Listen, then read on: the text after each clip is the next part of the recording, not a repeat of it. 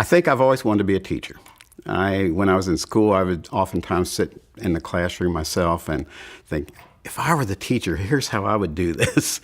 So back in my mind, I think I've always wanted to. But so when I went to UK, I began actually taking courses in English, not to be a teacher, but more to be a writer or a journalism major, something of that nature. But eventually I switched to just, let's go into teaching. And so since then, I went to Lloyd High School as a teacher, where I graduated from. I've taught for 27 years, and from that point on, I learned a lot about how I could teach, and I just love being around kids, so that's been part of it. After I retired from that, I went into the legislature, some you may know, as a senator. Served there for 16 years on the Education Committee, and we dealt with a lot of the issues that teachers are facing right now. So, when I was a teacher, I experienced some of the difficulties that we face now. Youngsters were sometimes misbehaving and not doing the kinds of things that I thought showed good leadership. But it seemed like toward the end of my teaching career, it was getting worse and worse and worse. And now it seems like I've talked to people and they say, what are you doing these days? And I talk about the antivirus program. And they'll say, why didn't you do this earlier? We really need it. I thought, yeah, you're right, we do.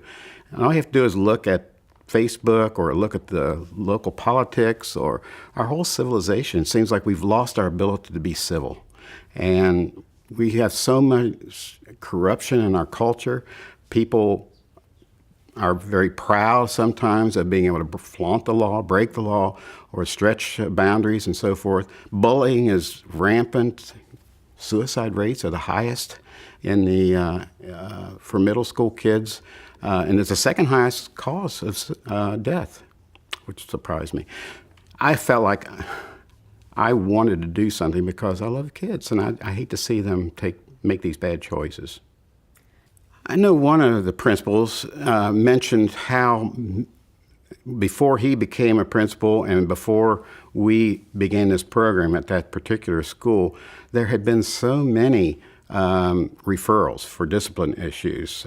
Kids were being suspended from schools, they were kicked out of class, oftentimes be expelled. And there were just so many incidents in the schools with bullying and fights. And of course, like I said today, it's even more dangerous with shootings and that sort of thing. But kids were being sent out of school a lot more frequently. After the program, this particular principal indicated that those numbers have really dropped, not getting as many referrals and not having so many of the discipline issues. Obviously, we haven't solved it, and we still have some, but it's a process. I would love to see this program in every school in Northern Kentucky. In fact, I'd like to see it in every school in Kentucky altogether. We're not there yet, but it's something I would like to see happen. I don't know if it'll happen in my lifetime or not, but yes, our culture is crying for a change. And I think the time to do that is to reach the kids at that age, at the middle school age, because they will be our future leaders. The ones who follow them will look to them, and they will say, okay, I like your values. I like this particular character that you exhibit. And if you aren't going to be able to exhibit that character, then they're going to be following somebody who doesn't have that character, which is why we got in this position in the first place. When I was in the legislature, I was on the Education Committee, but I also served with the Economic Development Committee. They were responsible for talking about how do we grow the economy in our state? How do we get more businesses to thrive? So we'd invite business owners to come in and give us, what can we do to help you? What can you do differently to maybe increase the business climate? And almost exclusively what they came up with is send us some students, send us some workers who know how to come to work on time, who know how to work with each other, who take a little bit of initiative on their own, who can come to school or come to work, not have to pass a drug test. These kinds of things, they're dealing with issues that limit their abilities to be the kind of workers that the business people need.